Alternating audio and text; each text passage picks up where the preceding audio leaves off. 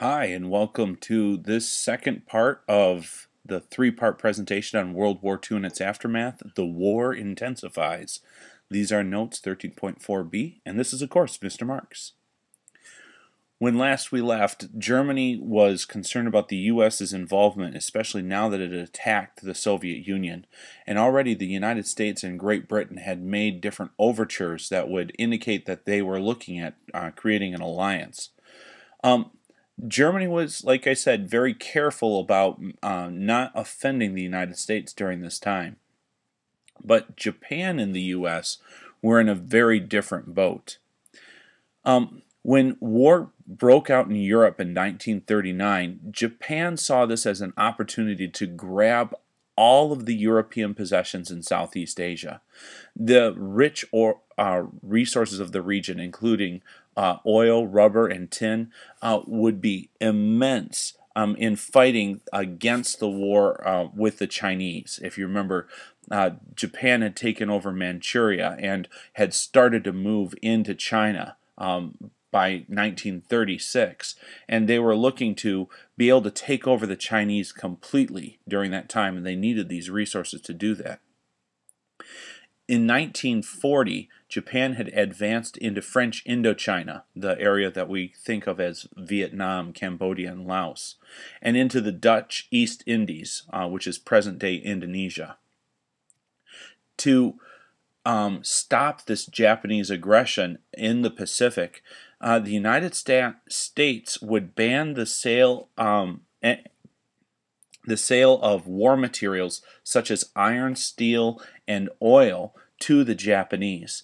Now, it doesn't sound like a big deal, the United States banning oil or the sale of oil to a country, but you need to realize that at that time, the United States was the world's major supplier of oil.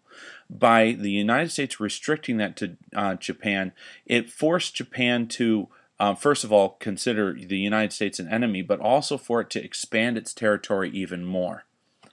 This is going to lead to the infamous attack on Pearl Harbor.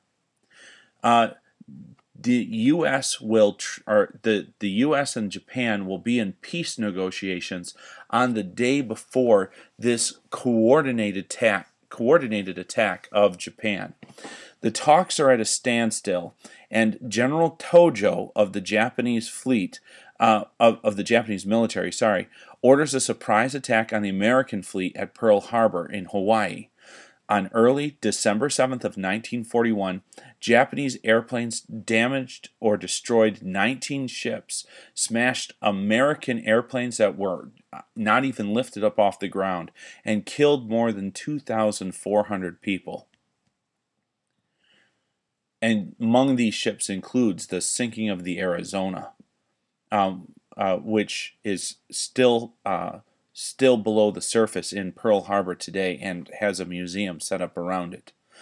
The next day, a grim-faced President Roosevelt will tell the nation that December 7th was a date which will live and I screwed it up. Let me try it again. Was a date which will live in infamy.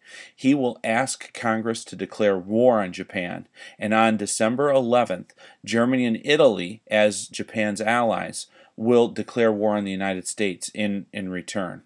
Now, it's important to note that Japan was not just trying to take Pearl Harbor. Okay, Japan was looking to expand its territory. This is how it stood back in 1939. You see, Japan has Manchukuo, or Manchuria. It has Korea. Okay, these are the areas which are in red. It has moved into China, and it is taking control of most of the harbors in China, but it was trying to push into the Chinese mainland. You see, it had control of many of the islands in the Pacific. Now, the French Indochina is going to fall. That's the purple. Okay, Indonesia, the Dutch East Indies. Sorry, the Netherlands East Indies. Those are the parts in orange. So the parts there that are in purple and in orange, and then most of those islands which are in yellow, are all going to fall to the Japanese. All right, before this attack on Pearl Harbor. If you'll notice, that leaves Hawaii, which is in blue right below the words Pacific Ocean, and another big blue set of islands right next to Japan, or relatively close to Japan, the Philippines. That's the area that Japan wanted. Now, when Japan attacked Pearl Harbor, it was not just attacking that one U.S. site.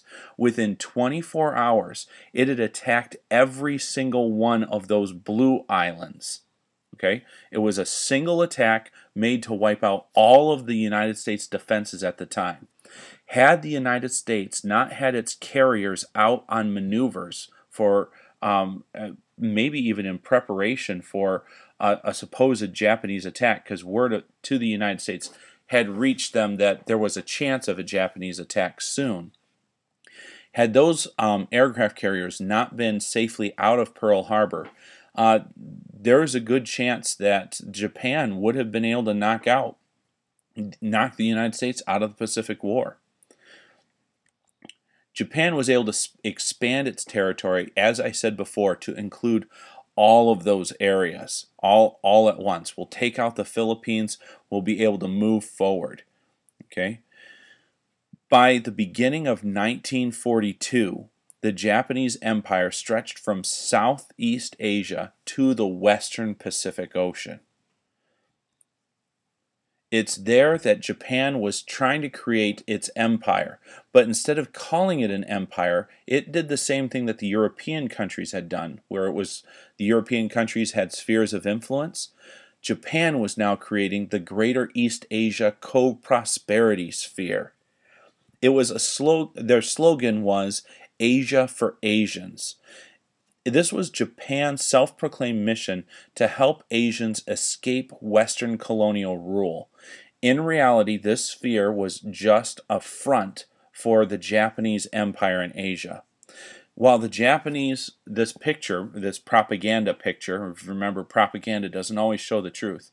This propaganda picture shows Japanese, Korean, and Chinese children all happily working together. But the truth was that in this sphere, the Japanese treated the Chinese, the Filipinos, the Malaysians, the other conquered people with great brutality. They'd kill and torture civilians throughout East and Southeast Asia. They would use the women as prostitutes for the Japanese army in order to keep the men of the army satisfied. To this day, Korea is still looking for war reparations to pay for the disgrace that its women went through serving in that role for the Japanese military. This Greater East Asian Co-Prosperity Sphere is one example of these empires which these fascist and ultra-nationalist governments were creating, just the evils that were coming up in them. However, the greater evil is of the Holocaust is something that we'll talk briefly about in the next section of this presentation.